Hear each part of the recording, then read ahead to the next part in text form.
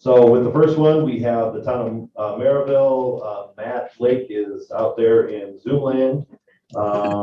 He is going to present on Hayes Farm drainage improvement, and this is going to be engineering. Is that correct? That is correct. Can you hear me? Okay. We got you. Okay. Yeah. Thank you very much, Dan, and I appreciate the board for having us here at the October meeting. With me here today is Darren Olson from Christopher Burke Engineering. And our proposal today is for a project out in what we call the Panhandle area. It's more of the agricultural part of the town.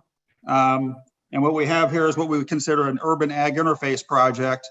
And we've been working with the farmer that owns the land, Mr. Bud Hayes.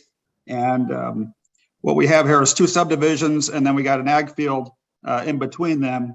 We've got 93rd and Randolph. I don't know if, Darren, can you share the screen with the presentation on there? Sure, Matt. I think that your presentation is up there. I can share mine. See it? It's as a PDF. So, so what we have here is, two low areas within the ag field. And to the east of the ag field, you have a grass field subdivision.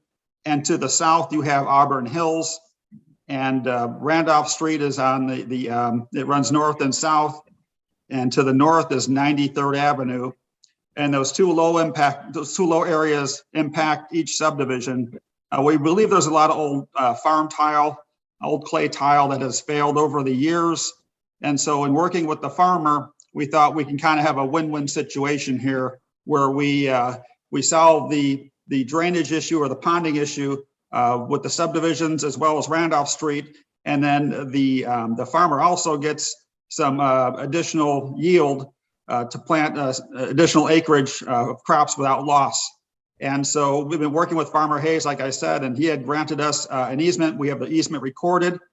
And with that, I'm going to let Darren kind of take it from there and explain a little bit about our strategy for draining this area off into the unnamed tributary of Deep River. Sure. Thanks, Matt, and thanks everyone for having us tonight. So the map that you're seeing here, the second screen shows the farm itself. It's the backwards L-shaped, and over time it has from 1978 you can see it was draining just fine. Even after development in 2005, still there's a lot of crops on the field. Now you see maybe one minor wet spot, but by the time we get to 2020 in the right-hand side, something has really gone. Yes, something has gone awry out there, and so in 2022, you could even see that up on the upper right-hand corner, the standing water is now actually encroaching on the subdivision to the east. And so, as Matt had indicated, the goal of this project is to restore drainage in this property. That's going to improve drainage not only for the Hayes Farm, but for the subdivision to the east there, and then also the subdivision to the south, because as water gets high enough in that western low spot, it also then begins to impact drainage in that southern subdivision. Next slide, please. So we've done some preliminary analysis of this, as Matt had indicated. We've studied this in enough detail so we can start looking at getting easements, which we have secured. These two depressional areas we see shown in blue here, they generally drain from the right to the left, or from the kind of the northeast to the southwest.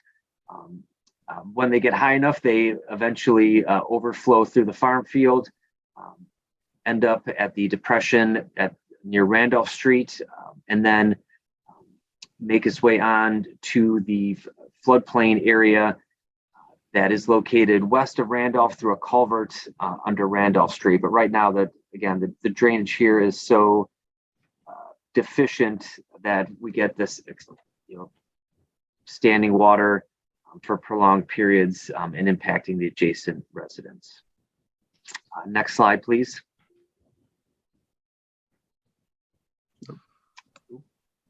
What's going here? Hang on. I could pull up on my screen too, Matt, if that's easier.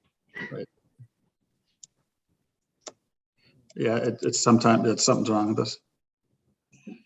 Unless this is. Yeah, it's not wanting to let me. Let me share mine. Let me share mine real quick. Okay, I'll stop sharing here.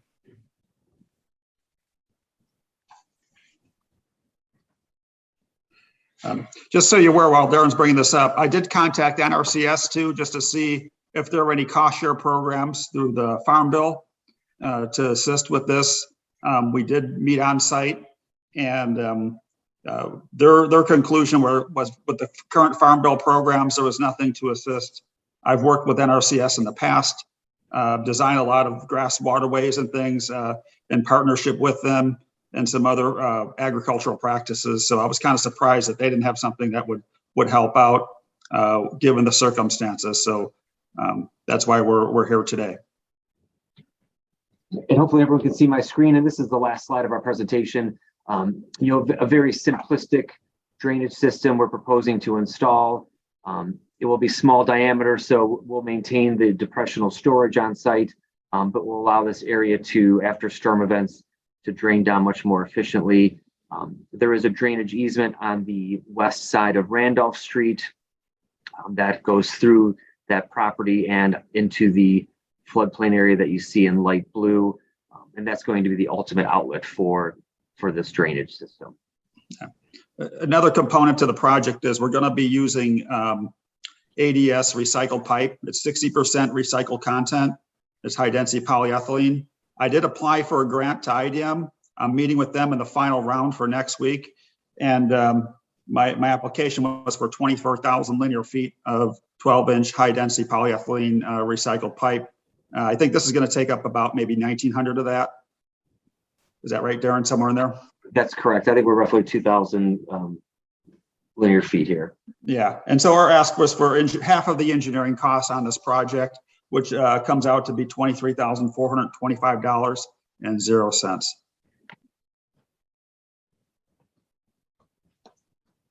Unless you have anything else, Darren, we could entertain any questions from the board. No, we kept it short and sweet.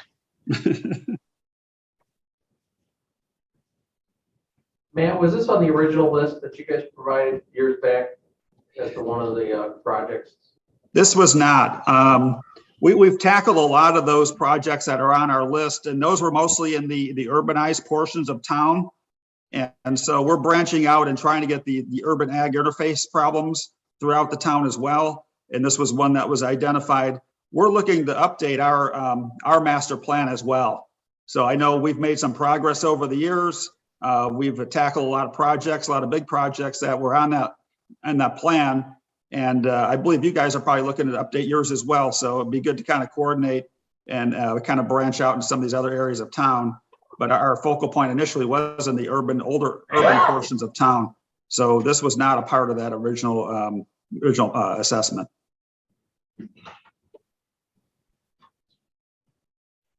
Anybody else? I have a question. Go on, Mr. Robert. Chairman. On the slide that you presented in the low-lying area in the bottom, the southwest corner, does that build up and then overtop Randolph, or is the pipe enough capacity to flow to the west underneath Randolph? Has there been overtopping as it impacted traffic? There has been overtopping in the past. We have put a temporary overflow pipe there to try to help out, but it's still an issue. And so that's kind of a secondary concern as Randolph. The primary are the residents that when this whole thing gets inundated, it spills out into the properties, jeopardizing the homes nearby. So that's our primary concern is the residents within the Grassfield subdivision and Auburn Hills subdivision. Do you have a number of occurrences on record last 3 years, 5 years of the overtopping that impacted that traffic? And, you know, the town or somebody had to come and do the overground pipe? We have records of when we actually installed the overflow pipe, but we don't keep track of every time we put up barricades on the streets. Typically, that's done through Public Works, and but we don't document every time that that happens throughout the whole town. but I can tell you it's significantly been reduced since we've been implementing all of our projects throughout the town. So, those occurrences are typically few and far between unless we get some substantial rain events where the system can't handle it. Thank you. So Matt, is there a culvert underneath Randolph to go to the wetland area? There is an old drain tile that was put in by the farmers many years ago. And like I said, we had installed up higher elevation. We had installed a 10-inch pipe there to just be like a secondary overflow. But I can tell you that the old clay tile is failing miserably. And that's why there is an easement west of Randolph. We did our research and we found a recorded drainage easement east of Randolph exactly where that old drain tile is. But what we were missing as part of the puzzle was the easement to do a project throughout that whole farm field. And that's when we started coordinating with Mr. Hayes and trying to get that done. So we got that signed and recorded. So it is a drainage easement through there for us to work in. So how are you going to address, you put this new piping in, how are you going to make sure the water can flow underneath Randolph if you don't put in new culvert? We will put a new culvert in. We're going to run it all the way to the unnamed tributary to Deep River there on the east side of Randolph. And is that part of this project cost or no? Yes. Thank you.